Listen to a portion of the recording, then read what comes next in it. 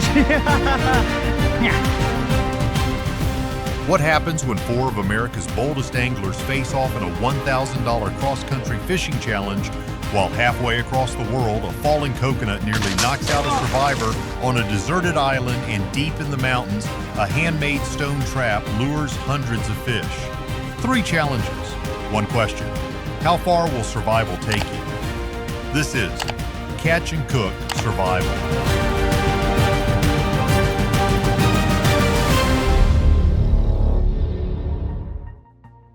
From the YouTube channel, Field Days creator Rod and his girlfriend Maki take on a one-day survival challenge off the coast of Java, Indonesia. Known for documenting real outdoor adventures, Field Days focuses on raw, real-life survival. No food, no water, and no gear. Their goal is simple: find 3 different meals before the day ends. The challenge begins as a local fishing boat drops them on a deserted island surrounded by shallow turquoise water and blinding sun. Their first mission is to find something to drink. The only source of hydration lies high above a cluster of tall coconut trees swaying in the heat. Maki tries first tying 2 bamboo poles together to reach the coconuts. But the poles bend under their own weight and every attempt fails. The fruits hang untouched, mocking their effort. Rod searches deeper into the island and finds a longer piece of bamboo. Using rope and smaller branches, he crafts a crude but functional snare, a looped hook at the end. Under the blazing sun, he lifts the long pole skyward, twisting it around the stalk.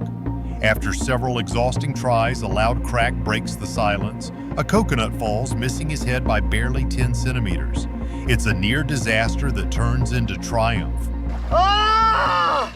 That was so close. Ah! Holy shit! That hit you almost like 10 centimeters. We have a coconut! That is the hardest coconut in the eternity of getting coconuts down ever. There you go, that's yours. Enjoy. Holy shit, I'm gonna go sleep. I feel like we shouldn't even open him. That's how precious he is. Are you trying for one more? Oh, we need another one. This one will come down. Oh, yeah! That was so close to hitting me just then. We've got a coconut each! Woo! Great job, babe. Oh my goodness! They split them open, drinking the cool water inside a small, pure victory against the island's heat.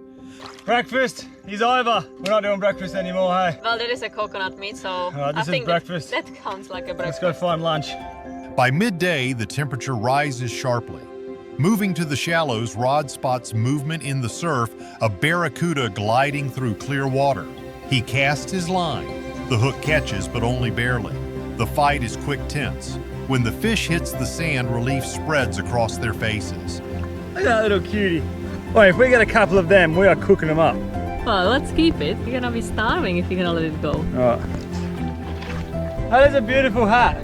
You're very attractive right now on this island with that hat on. Am I sexy? It works, bud, eh? Yeah, I just need shade in my face. I was getting sunburned.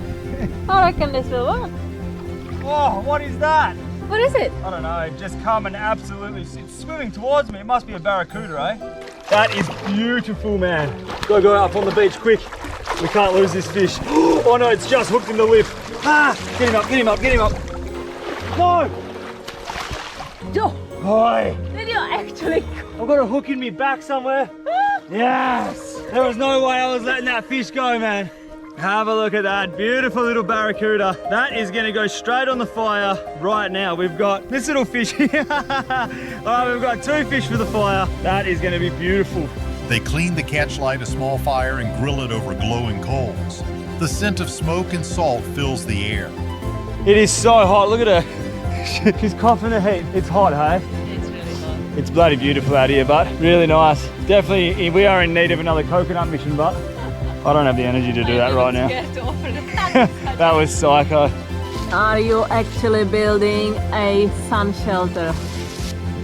So good. Oh. Look at it. Oh my god. How good. Is that better? Amazing. All right. But this is looking beautiful. When the head falls off, look at that meat there. That's pure fish meat. That is done to perfection. I'm gonna get these off, sit them over there, let them cool down, have a quick feed, and we need to continue this journey around this island.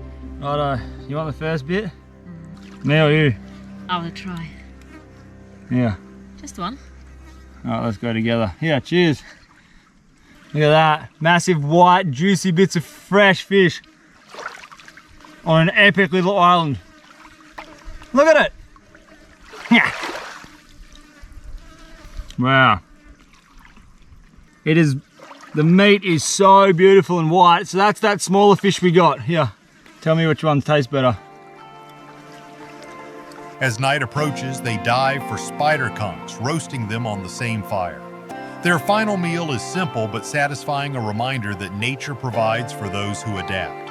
All right, so I just went down and gave it a wash in the water. That is the beautiful chunk of meat you get out of these shells. You get these 3 little fingers. If you get rid of them, get rid of that slimy stuff. That there is a beautiful piece of meat. Amazing eating. You wanna go halves? Right. Here, look at that. Absolutely beautiful eating. Straight from the ocean. Chewy. Yeah, it's like squid, but it's got more of a ocean flavour. Ocean taste, yeah. It's like a squid, but it's like an ocean flavour. So they're amazing. Definitely. All right. This, right now, this exact point in time is what I actually live for. Look at this. We're sitting down here eating the most beautiful seafood ever, watching one of the most banging sunsets ever. I have had an absolutely bloody amazing day. Breakfast was a coconut, lunch was 2 fish, dinner we're eating spider conch. It doesn't get any better than this. This is it, eh? Rod's bamboo snare is a classic island survival trick using rope tension and leverage to knock down high fruit safely. It's proof that survival depends less on strength and more on ingenuity, using what you have where you are to solve what nature throws at you. 3 meals one day, no gear, and they made it through. Could you survive a day like this on a deserted island?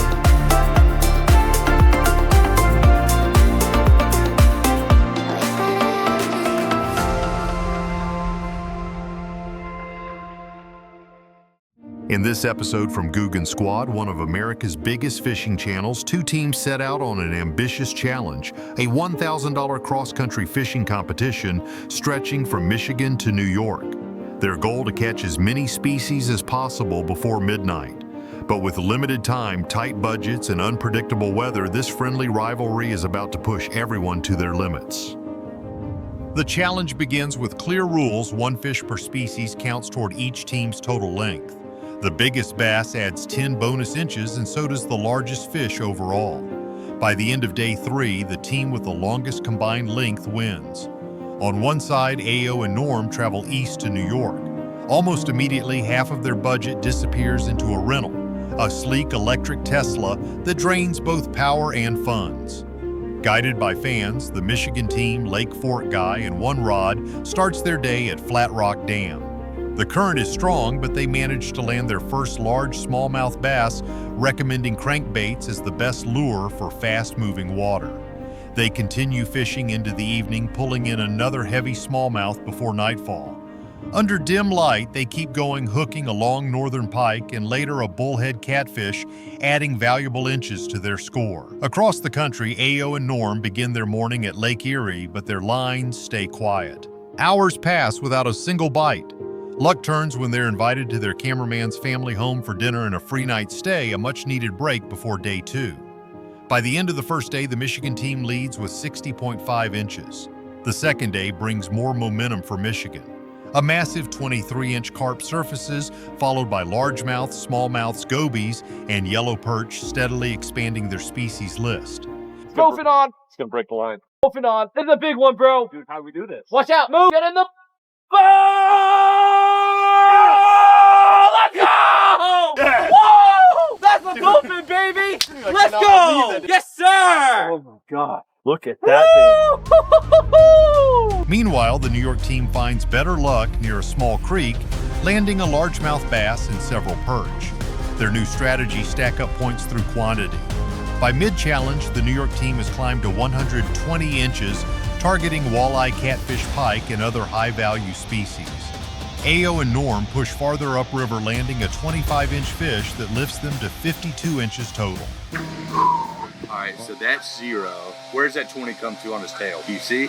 Yeah. I'd say he's about 25, man. All right, let's give him 25. 25 incher? Yes, that's what we needed. Here, hold him, dude. It's your fish. Okay, did you help me get the hook out of his mouth? Yeah, I got you. Oh, he's a slimy guy, huh? We needed you so bad. We just doubled our length with one fish. There he goes. After lunch, they drive to Finger Lake, catching multiple species, though not yet the big one thereafter. On the final morning, Ao and Norm appear laughing, carrying hotel breakfast boxes, their budget down to $140. They head to Sodus Bay, where a largemouth bass explodes from the surface for their next catch. Kids on shore cheer them on as they prepare for one last run. Launching into Lake Ontario, rough waves shake the boat when suddenly the line screams. Cameras shake as they reel in a rare 23-inch Atlantic salmon in unexpected triumph. More fish follow, pushing their total to over 150 inches. At midnight, the competition ends. Ao and Norm finish just ahead with Lake Fork Guy and One Rod close behind. Both teams celebrate the same victory, the spirit of a true 2v2 state championship. The Guggen Squad's one fish per species format isn't just a game, it forces every cast to matter, demanding precision planning and teamwork.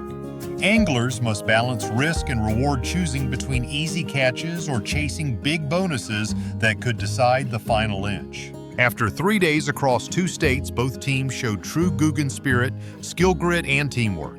Who should face off next in the Guggen 2v2 challenge? Like, comment, and subscribe to Catch and Cook Survival for more wild fishing adventures.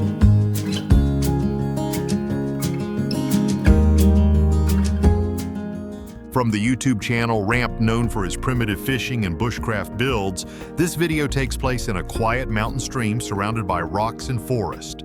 Here, the creator demonstrates one of his most creative fishing methods, catching big fish without a rod, only using stones, wood, and water flow. A calm day turns into an engineering experiment in nature. The man arrives at the stream carrying nothing more than a backpack and a walking stick. Every sound, flowing water, rustling leaves, and moving stones, feels intentional. He begins stacking rocks one by one, forming 2 long walls that guide the current. Soon, a narrow water channel emerges. He lays down a large white sheet along the center, securing it with smaller stones on both sides. From above, the structure takes shape in arrow-like formation, pointing downstream. It's not just art, it's hydrodynamics at work. Using a knife, he carves a sharpened stick and punctures small holes into another sheet of fabric. The movement looks simple, but it's a quiet ritual, gathering bait and preparing the foundation for the trap. He then arranges an oval-shaped pond from stacked rocks, the endpoint where fish will gather. Next, a wooden frame shaped like a V is built. It's placed at the convergence of the rock channel, a natural funnel for fish. To enhance visibility underwater, he adds pale white stones to reflect sunlight, drawing fish closer to the pool.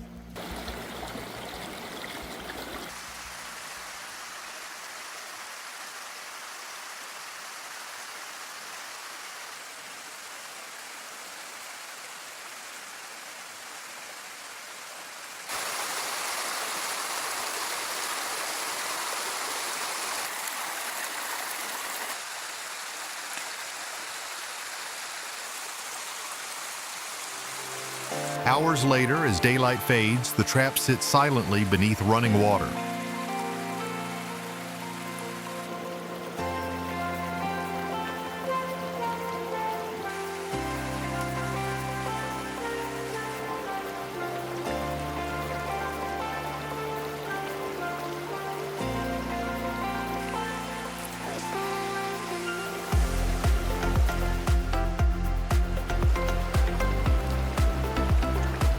The next morning, he returns.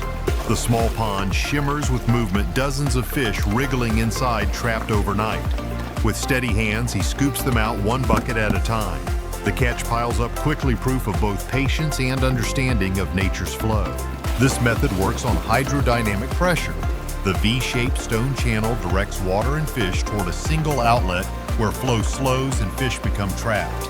It's a centuries-old fishing principle used in river communities worldwide, relying on current control rather than bait or hooks. As the stream quiets again, the rocks remain a silent mark of skill and patience.